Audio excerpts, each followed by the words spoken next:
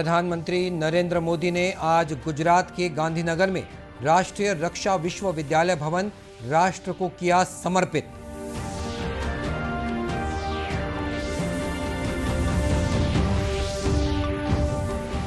प्रदेश के पूर्व मुख्यमंत्री डॉक्टर रमन सिंह ने राज्य सरकार पर श्रमिकों को बेरोजगार करने का आरोप लगाया।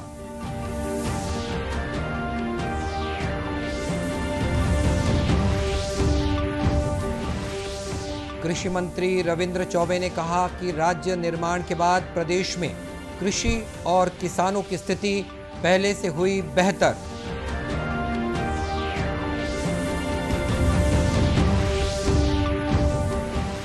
और राज्य की अदालतों में आज राष्ट्रीय लोक अदालत का आयोजन किया जा रहा है।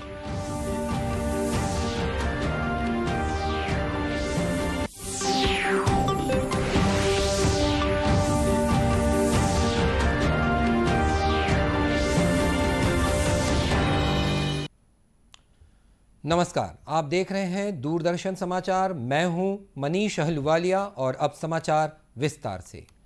प्रधानमंत्री नरेंद्र मोदी ने आज गुजरात में गांधीनगर के पास राष्ट्रीय रक्षा विश्वविद्यालय भवन राष्ट्र को समर्पित किया।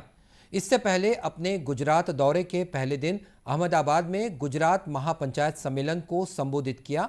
उन्होंने कहा कि महात्मा गांधी के ग्राम स्वराज्य के सपने को साकार करने में पंचायत राज प्रणाली बहुत महत्वपूर्ण है। श्री मोदी ने कहा कि महात्मा गांधी का मानना था कि गांव को सशक्त बनाकर ही गांव का विकास किया जा सकता है। उन्होंने कहा कि गुजरात महात्मा गांधी और सरदार पटेल की भूमि है। आजादी के अमृत महोत्सव के अवसर पर महात्मा गांधी और सरदार पटेल के सपनों को साकार करने के लिए सरकार प्रतिबद्ध है। ग्राम स्वराज का सपना साकार करने के लिए पंचायती राज व्यवस्था ये अपने आप में एक महत्वपूर्ण व्यवस्था है और उस व्यवस्था को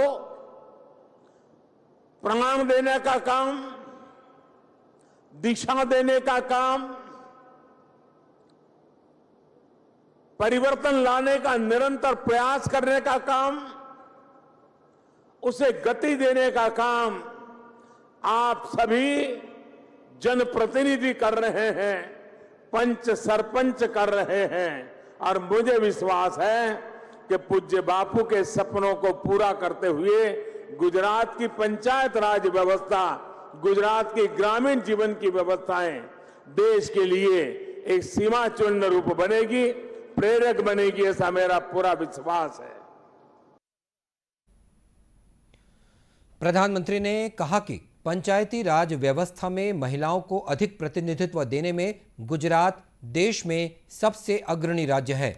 उन्होंने कहा कि गुजरात समरस यानी निर्विरोध ग्राम पंचायत के लिए भी जाना जाता है। गांव में चुनाव के दौरान विरोध और द्वेष भाव समाप्त करने के उद्देश्य से संत विनोबा भावे ने ये विचार रखा था। राज्यपाल अनुसुईया उइके ने रायपुर में आयोजित 3 दिवसीय कला और छायाचित्र प्रदर्शनी का शुभारंभ किया। इस अवसर पर सुश्री उइके ने कहा कि भागती दौड़ती जिंदगी के बीच कला का संसार शीतलता प्रदान करता है। उन्होंने कहा कि साधना ढांड ने अपने अथक परिश्रम से कला की साधना कर अपने नाम को साकार किया है। वे संघर्ष की पर्याय हैं। उन्होंने अपनी दिव्यांगता को अपनी कमजोरी नहीं बनने दिया। बीते 40 वर्षों से अपने सृजनात्मक क्षमता का उपयोग कर न केवल उन्होंने कला जगत में नाम कमाया, बल्कि हजारों कला प्रेमियों के लिए प्रेरणा बन उन्हें भी कला की शिक्षा दे रही हैं। मूर्तिकला, बोनसाई और फोटोग्राफी जैसी रचनात्मक विधाओं के जरिए वे अपनी कला को निरंतर परिष्कृत भी कर रही हैं। राज्यपाल ने कहा कि साधना दिव्यांगजनों के लिए साधना सदा प्रेरणा बनी रहेगी। गौरतलब है कि राजधानी के टाउन हॉल में साधना ढांड की कलाकृतियों की प्रदर्शनी भी लगाई गई है। प्रदेश के पूर्व मुख्यमंत्री और भाजपा के राष्ट्रीय उपाध्यक्ष डॉक्टर रमन सिंह ने राज्य सरकार पर श्रमिकों को बेरोजगार करने का आरोप लगाया है। कल विधानसभा परिसर में पत्रकारों से चर्चा करते हुए उन्होंने कहा कि राज्य सरकार की गौठान योजना से श्रमिक स्वावलंबी होने की बजाय उनकी आय घट रही है। गौठान से और गोबर से रोज कमाने वाला आदमी कितना स्वावलंबी हो जाएगा, बल्कि उस आदमी को हमने मनरेगा में कमाता तो 170 रुपया कमाता, उसके हमने रोज ही छीन ली। अच्छा 3-3 साल से 2-2 साल से 6-6 महीने से पैसा नहीं मिल रहा है, भटक रहे हैं। मैं तो जा रहा हूँ गाँव में, रोजगार छीना है और उनके मजदूरी छीनी। वहीं इस बारे में विधायक और संसदीय सचिव विकास उपाध्याय ने राज्य सरकार की गौठान योजना को सरकार की श्रेष्ठ योजना बताया है। उन्होंने कहा कि ये योजना अन्य राज्यों के लिए भी मॉडल योजना साबित हो रही है। कि जब स्टार्ट हुई थी तो पूरी लोग इसके बारे में कहते थे, लेकिन आज जब वो खुद आत्मनिर्भर बन गए, गौठान से ही लोग पैसा कमा रहे हैं, वहीं से लोग पैसा वहाँ की चीज़ों को बाहर विक्रय कर रहे हैं, बेच रहे हैं, तो कहीं ना कहीं पूरा देश आज इस योजना को देख रहा है। और मैं समझता हूँ कि सरकार की ये बहुत ही महती योजना है, जिससे आम जनता को और ज़्यादातर ग्रामीण अंचल के लोगों को फायदा मिल रहा है। कृषि मंत्री रविंद्र चौबे ने कहा है कि छत्तीसगढ़ की पहचान कृषि आधारित विकसित राज्य के रूप में बन रही है। उन्होंने कहा कि प्रदेश में किसानों की दुर्दशा और पलायन की जगह किसानों की संपन्नता के बारे में अब चर्चा होती है।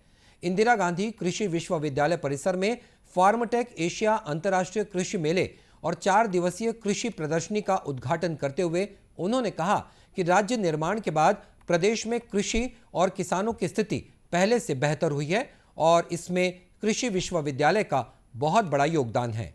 विश्वविद्यालय ने कृषि प्रौद्योगिकी, नवीन किस्मों, अनुसंधान और इसके किसानों तक प्रसार ने प्रदेश के किसानों को खुशहाली की एक नई राह दिखाई है।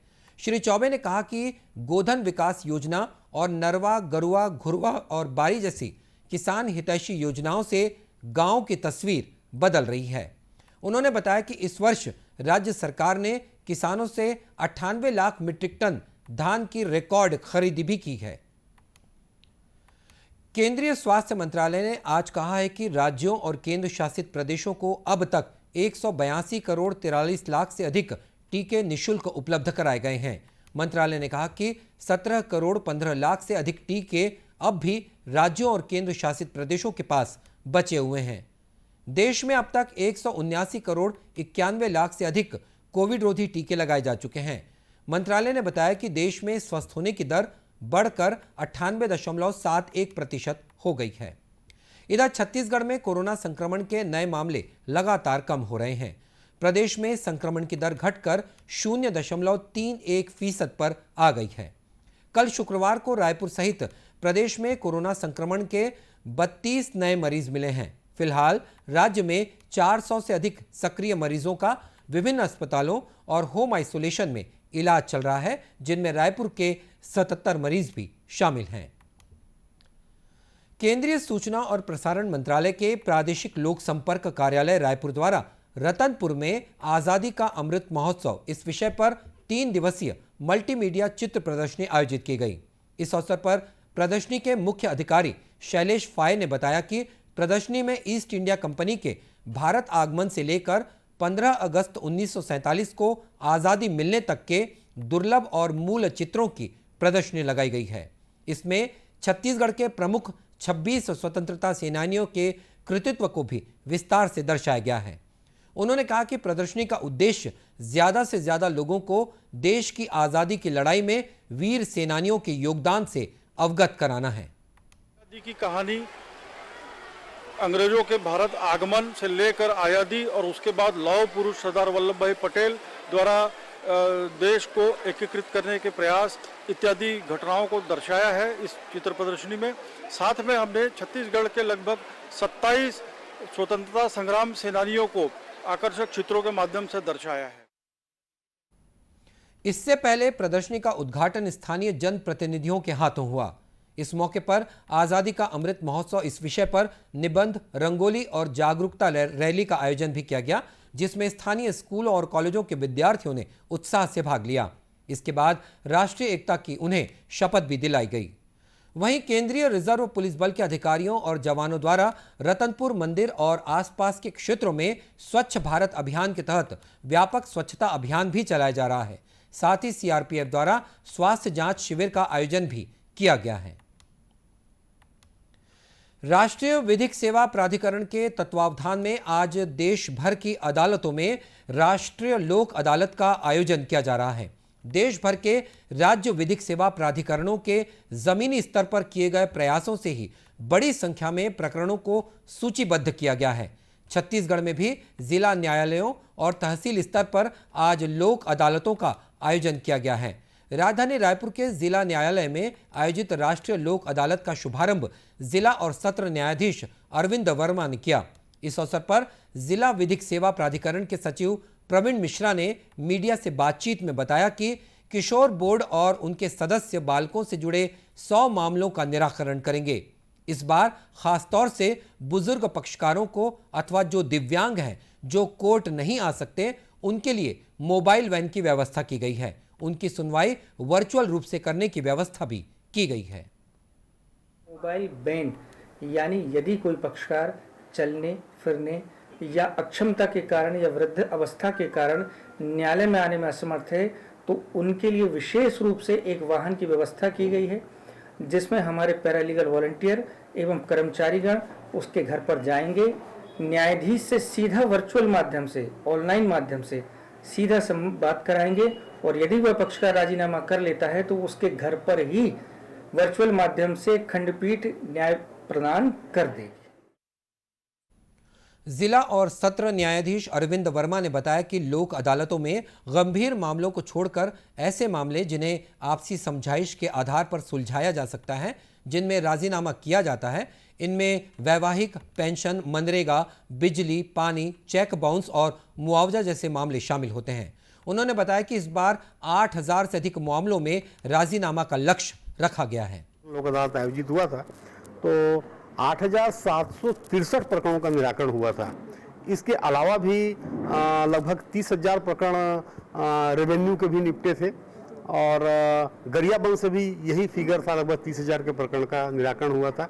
जैसा कि मैंने पहले ही कहा है कि लोक अदालत में न किसी की हार होती है, न किसी की जीत होती है, बल्कि न्याय की मंशा की पूर्ति होती है।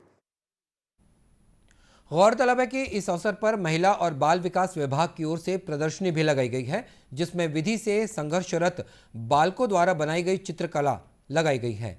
इसकी बिक्री से प्राप्त आय का उपयोग अपचारी बालकों के कल्याण के लिए किया जाएगा। आजादी के लिए भारत का शानदार संघर्ष आधुनिक विश्व के महानतम संघर्षों में से एक है। दूरदर्शन समाचार इतिहास की धारा बदलने वालों की झलक रोजाना आपके लिए लेकर आ रहा है। आज की इस कड़ी में हम बात कर रहे हैं 1930 में शुरू हुए दांडी मार्च के ऐतिहासिक शुरुआत के बारे में।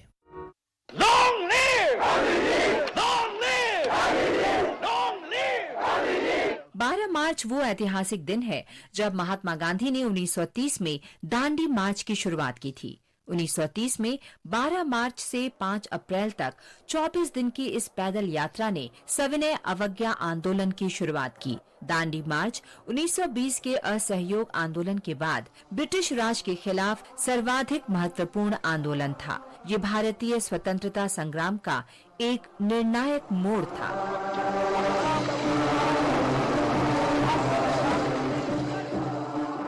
दांडी मार्च की पूर्व संध्या पर अहमदाबाद में बहुत ही उत्साह और जोश था। लोगों की भारी भीड़ साबरमती आश्रम के पास एकत्र थी और लोग पूरी रात वहां रुके रहे। गांधी जी ने 78 लोगों का समूह बनाया। पूरे भारत के लोगों का इस समूह में प्रतिनिधित्व था। गुजरात से 31, महाराष्ट्र से 13 और संयुक्त प्रांत केरल, पंजाब और सिंध तथा तमिलनाडु, आंध्र प्रदेश, कर्नाटक, बंगाल, बिहार और उड़ीसा से एक प्रतिनिधि शामिल हुए। दांडी मार्च सुबह 6:30 बजे शुरू हो गया। बड़ी संख्या में लोग फूलों और शुभकामनाओं के साथ मार्च पर जाने वालों का उत्साह बढ़ा रहे थे। रास्ते में यह मार्च अनेक गांवों में रुका, जहां गांधी जी ने जन समुदाय को संबोधित किया। गांधी जी 5 अप्रैल को दांडी गांव पहुंचे। अगले दिन 6 अप्रैल को वे समुद्र की ओर बढ़े, जहां से उन्होंने एक छोटे गड्ढे में पड़े प्राकृतिक नमक को उठाया।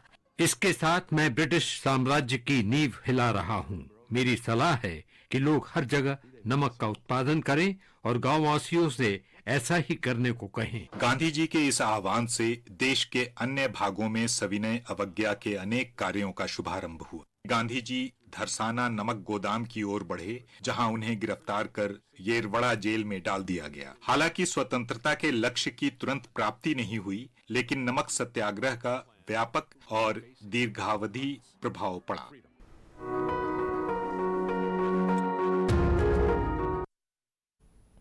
और इस बुलेटिन में इतना ही। इसी के साथ ये समाचार बुलेटिन समाप्त हुआ। नमस्कार।